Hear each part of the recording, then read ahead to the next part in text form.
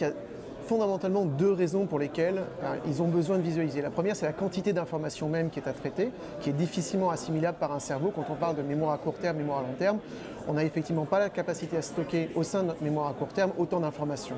Et l'information visuelle est beaucoup plus simple à comprendre et beaucoup plus simple à mémoriser. Puis le deuxième élément, c'est qu'on est dans le partage. Donc si je suis obligé de partager avec les autres un point de vue sur une situation, le décrire par une table statistique n'est pas le meilleur des moyens.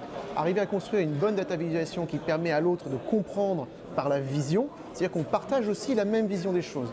Donc on a d'un côté une incapacité à digérer une trop grande quantité d'informations et de l'autre côté une volonté d'arriver à se mettre d'accord sur la même vision par rapport à une même situation. Et c'est pour ça que l'homme a créé des dataviz depuis l'aube des temps et c'est pour ça qu'il va continuer pendant très longtemps à le faire parce que c'est un excellent moyen de compréhension et d'échange. Je pense qu'on va avoir une tendance générale à faire plus de data visualisation, notamment parce que les éléments visuels sont de plus en plus accessibles au jour le jour. Ce qui est intéressant, c'est qu'aujourd'hui, les techniques sont extrêmement puissantes et nous permettraient de faire de la 3D interactive, de minimiser. Et là, effectivement, avec le tactile, on entre dans l'air, ce qu'on disait tout à l'heure, le Visual Analytics, où je vais aller chercher à interagir avec les données et je vais avoir une réponse immédiate. On s'est dit aujourd'hui, quand une information apparaît pour la première fois, c'est sur les réseaux sociaux. Et donc, il faut qu'on soit capable de capter finalement cette humeur des réseaux sociaux pour la transformer en indicateur économique. C'est ce qu'on a fait avec les outils SaaS et avec la société Inbox qui nous a finalement permis d'aller aspirer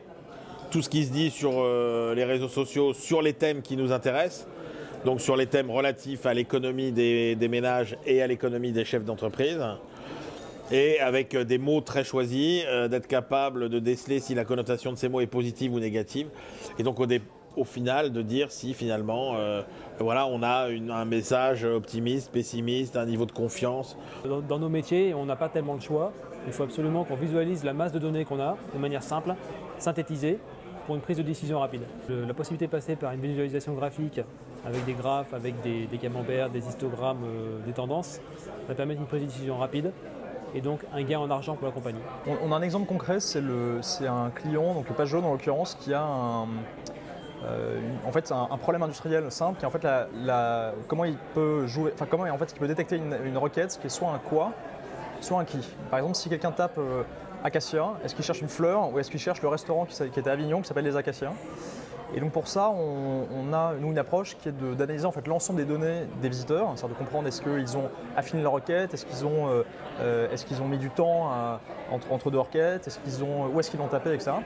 Et en analysant et en visualisant ces données, on est capable de dire et de rendre à Page Jaune l'ensemble des anomalies, c'est-à-dire l'ensemble des requêtes qui sont en fait des keys et qui ont été interprétées par le moteur comme des quoi. Et donc on pense que cette approche-là, l'approche de combiner à la fois de l'analytics et en même temps de la visualisation de données et de l'algorithmie, permet en fait de détecter tout de suite des anomalies pour répondre à une problématique industrielle très forte. Chez Page Jaune, on a augmenté d'un facteur de 10 la rapidité avec laquelle les équipes pouvaient trouver une anomalie, c'est-à-dire les Acacias, j'en ai plein d'autres, Crocus, qui là aussi était, je sais plus quoi, un magasin de fleurs et pas la fleur qu'on pouvait connaître, quoi. On va casser un schéma qui existait au préalable, qui était l'utilisateur métier pose une question, en général à la DSI, essaye de bien comprendre la question, il y a des allers-retours et après on produit un rapport.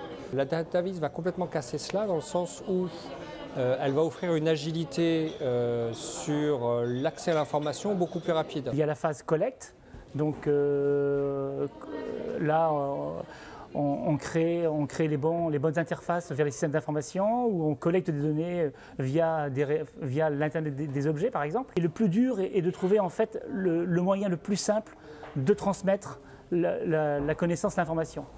Donc on fait appel à des disciplines multiples, bien sûr des artistes, des ergonomes, des sociologues, parce que l'information, c'est non seulement être capable de la produire, mais c'est aussi être capable d'en vérifier la capacité à être absorbée.